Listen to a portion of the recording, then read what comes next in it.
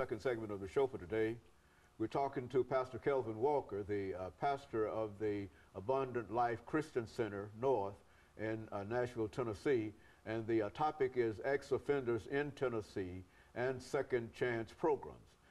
Pastor Walker, let's see if we can pick up where we left off during the latter part of the first segment by having you to make a few statements in reference to how individuals who are judged and sentenced find themselves in the system and how they are classified. I mean, where do they generally go, and why do they generally go where they go? Okay. I know before the break, Dr. Haney, you were saying, do they make that decision? Absolutely not. You know, once you incarcerate, you lose all decision-making abilities. I mean, you lose your freedom. So that means the freedom to decide where you're going to live, where you're going to stay, where you're going to spend your time, and everything. But I think there is, you know, like you have River being maximum security prison. Good.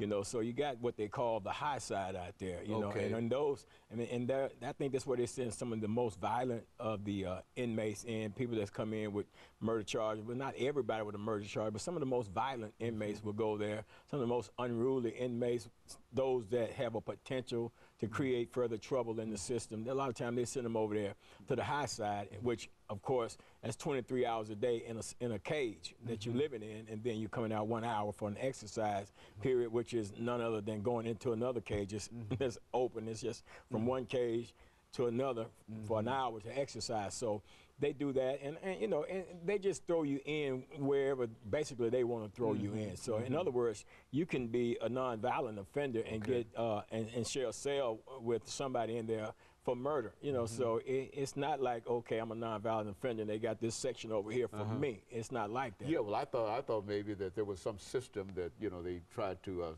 select those individuals who were responsible, for example, of writing bad checks, for example, from individuals who might be on what you have described as the high side. Why do you call it the high? Well, because that's high security. I mean, that's max. Yeah, that's maximum security over there. And those are for the ones that they really, I mean, those are the people that, in order to come out of their cells, they have to be handcuffed first and then come out. You know, those people have to, they get fed in the cells and they don't go into the dining room to eat, as opposed to the people on the other side in the prison at River Bend that may be perhaps in Unit 5 or in the Unit 6. And then on the high side, of course, you got Unit 2, which is death row over on that side as well. So that's what the high side is all about over there. It's really that's how they classify folks when they get in the system itself.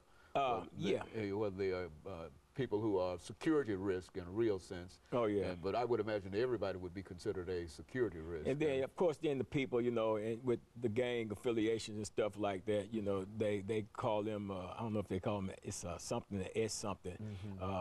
Their risk, they categorize them as some type of security risk or something like that. But those, you know, but that's how their system works. I don't know a whole lot about how they actually, what they actually do to classify them, because that's, of course, that's TDOC working, and you know, most people are not privy to that operation. But now gangs are quite prevalent in the institutions. Is that what we're saying? Well, yeah. People are still, you know, they're still involved with the gangs and stuff like that, which is, I mean, which is crazy. You know what I'm saying? I mean, you're incarcerated. You're incarcerated mainly because of your affiliation with the gangs in the first place, and then you get in the system, and then you're going to further that incarceration, I mean, that involvement with the gangs while you're incarcerated. So what it says to the system is that you're really not trying to change. The signal that an individual involved in a gang inside the prison system is saying is that I really don't want to get out, because I'm showing you by my actions and by my behaviors while I'm incarcerated that, man, I'm not interested in changing. This is who I am, this is what I do. And basically what you're saying to the system is your best bet is to keep me locked up. You know, it's a sad thing, but it's a thought process that exists. Then at the same time, there are people that come in with that thought process that continue their affiliation with their gang after they are incarcerated, and then somewhere down the line, some brother in there that has been educated and rehabilitated himself may approach that individual and point out to them what they're doing, the destructive behavior that they're exhibiting, and then that person, the light may come on, and then that person will detach themselves from that, you know, and begin to work on themselves. So, and I say that because everybody that's in the prison that may have been a gang affiliated, may have gone into prison and continue that affiliation, but at some point they broke that affiliation and they're working on themselves, and those are individuals like that that have truly been rehabilitated and really deserve an opportunity to come back and return into free world society and function as a citizen. You know, when you talk about going out and ex-offenders, which is to say that these are individuals who have, for whatever reason, served their time. Right. Now, let's talk about the parole system. I mean, an individual who might go in there and if he's going to be an ex-offender, he might not serve all of his term. And how often do they serve all of the term and etc.? You know, some of that kind of. Well, I think in most cases, people serve out their sentences. You know, there are different safety valve release dates and different things like that that you have when you're sentenced, that you are able to go before the parole board. Sometimes they'll parole you on that first experience before the parole board. We just experienced last year a gentleman that had been out there 22 years on a murder charge, and he brought him before the parole board first time up, you know, and he was paroled. And then I've seen others, you know, that they put off for 2 years, 5 years, 6 years, stuff like that, you know.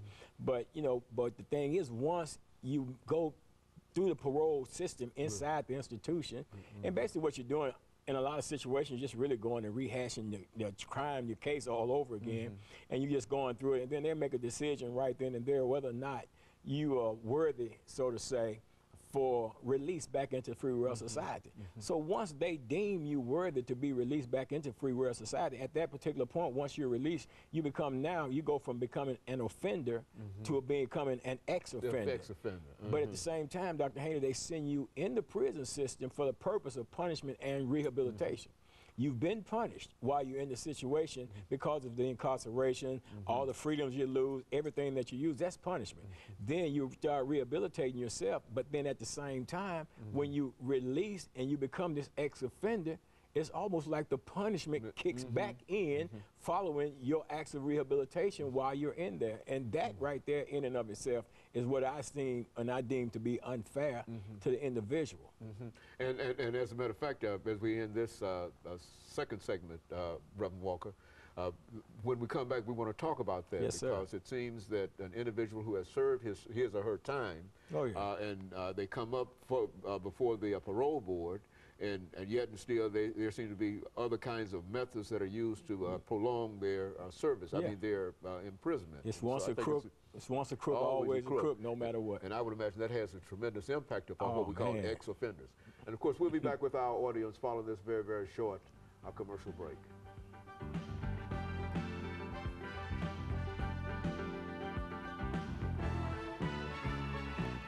Final segment of the show for today.